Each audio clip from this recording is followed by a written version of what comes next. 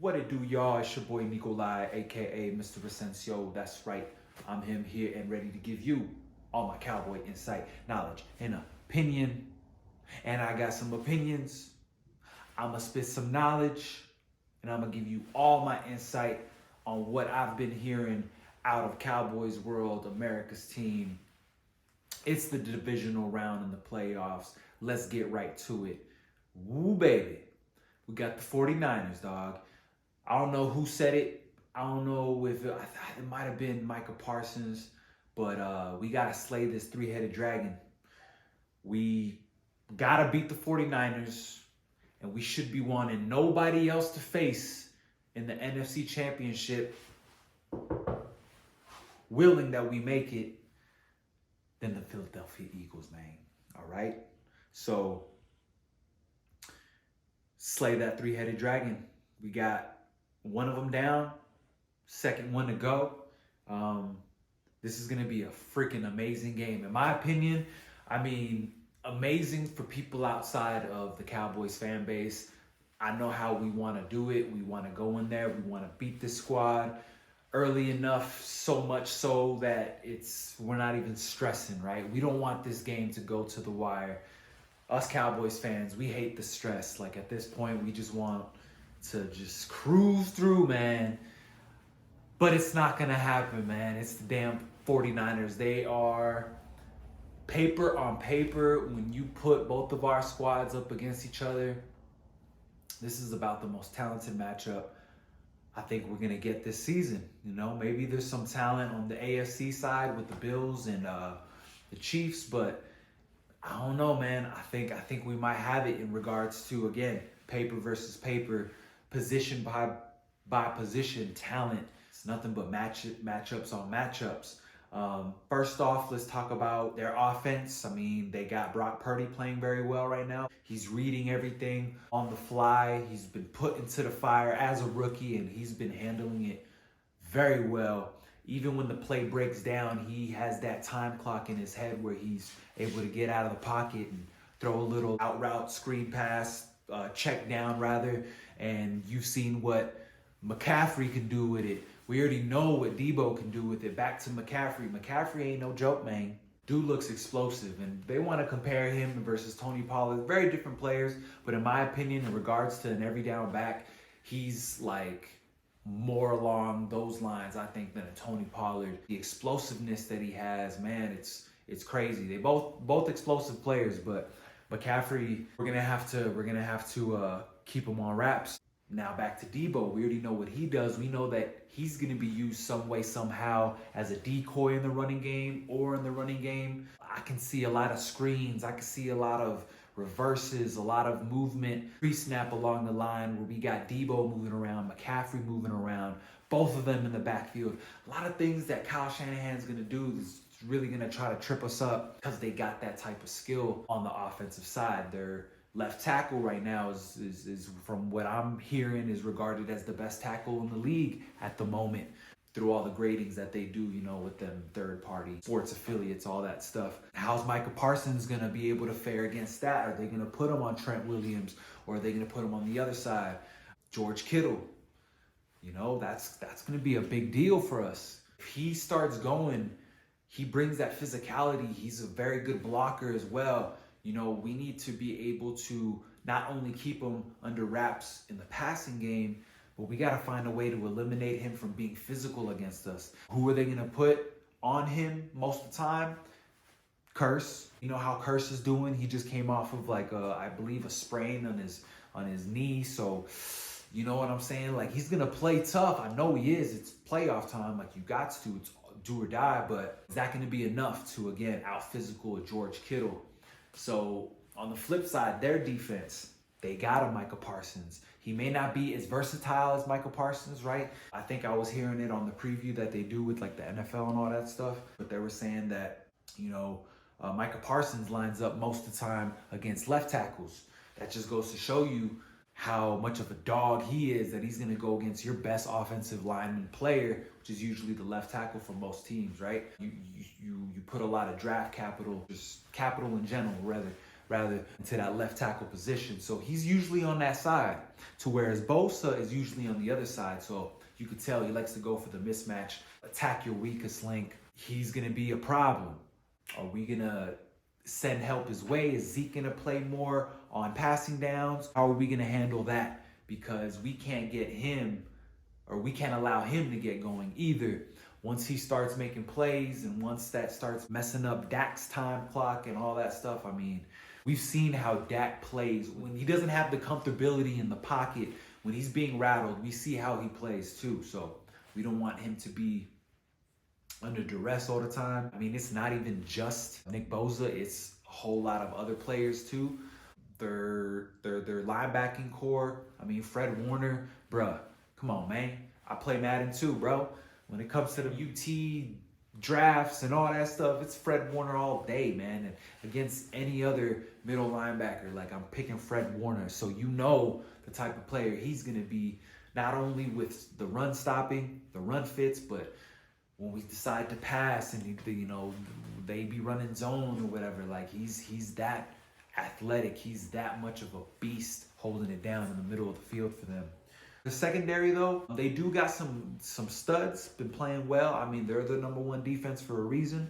But at the end of the day, I think that's where we're going to have to expose them. We might not be able to run on these fools at will, but we're going to have to find ways to get Tony Pollard going in the perimeter, you know, lining them up maybe differently, being able to open up that box, not have it so crowded with defensive players, because they're not gonna allow us to run on them. I think that's gonna be their main focus. They're gonna have Dak try to beat them in the secondary, and I think he could do it. And if Kellen Moore's in his bag, we could figure things out, and we could have just as an explosive offense, just as they will. It's gonna be a good one. We're definitely gonna have to scheme very particular in matchups, and hopefully Tyron Smith, hopefully Tyler Smith, both of them are able to handle Nick Bosa going left and right. Now let's talk about us a little bit. Dak Prescott.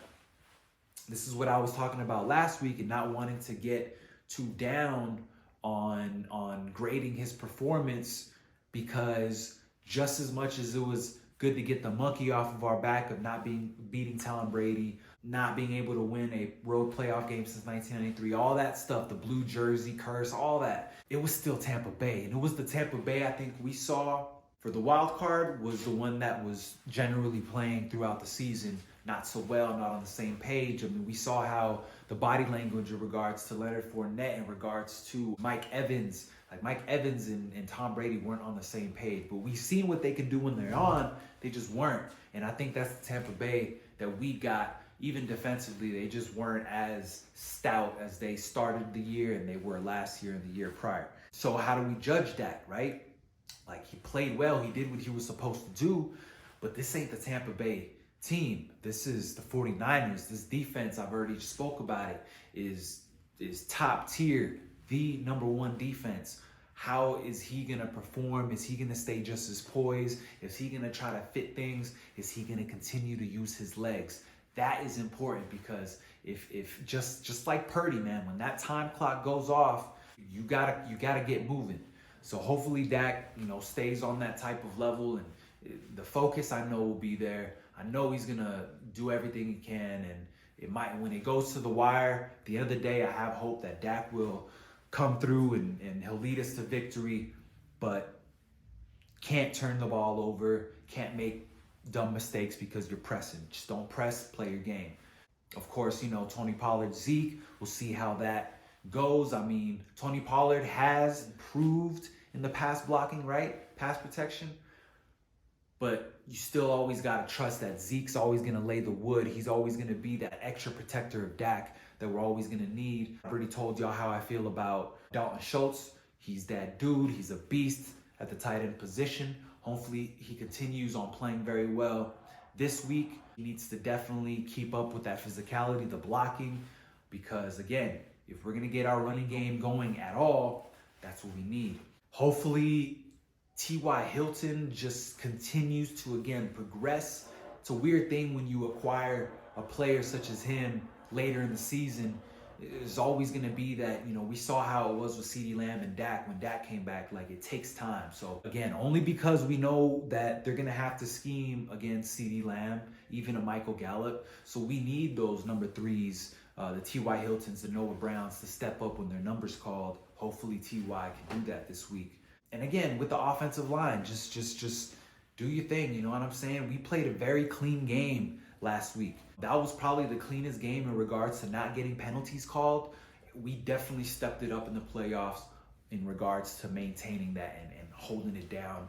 Mistake-free football, focus. Let's keep it going. That's it for the offensive side of the Dallas Cowboys that I wanted to talk about. Let's talk defense. I mean, again, we got Micah Parsons. He talks that talk. I believe that he'll back it up.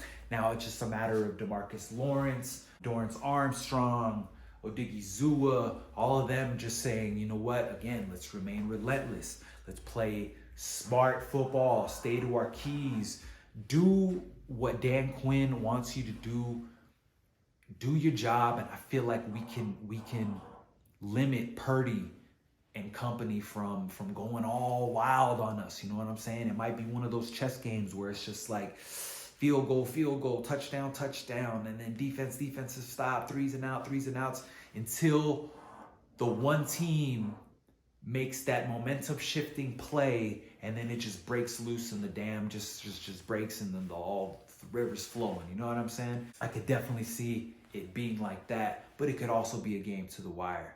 Either way, you just gotta play sound football on both sides of the ball. Hopefully Curse plays well. Hopefully all of the other safeties, Dono, Wilson, bro, you keep laying that wood, bro. Like, pause, like you keep being physical with these fools, because it's one of them games. Debo needs to know, hey, you ain't just gonna be running across the field like that, you know. Let them know. Now the game goes to the wire. I think y'all know where I'm going with this. Mr. Brett Maher, we believe in you, man. The only reason why is because you're our only choice. We ain't going anywhere else, dog. That's it. You're our kicker for the rest of the playoffs. If the game goes to the wire, you need to come clutch. This is your only job, and you got this, dog. Nothing but positive vibes your way, brother. Whatever you need, man. So, I mean, we might have home field advantage. You know what I'm saying? We know how Dallas loves to travel to Santa Clara. So hopefully you won't be dealing with too much of the noise. And the weather's going to be nice. Like, you got this, son. Yeah, bro. I mean, shoot. We here. It's divisional round. We've been here before. We know what's up. This ain't enough. You know, if we get knocked out, I don't care what happened with Tom Brady last week. 2 12-5 seasons. I mean, nah. It's NFC Championship minimum or nothing, right? So let's get this dub, y'all. As y'all can see, I got a little cast going here. It is what it is, but I had to get the blue. It's playoff time, baby. You know what I'm saying? Ain't no other way to do it. Anywho, I appreciate y'all for tuning in. It's been real. It's your boy, Mr. Asensio, once again. Like, comment, subscribe, do what you can do, because if you ain't helping me, I ain't helping you. We outies. Peace.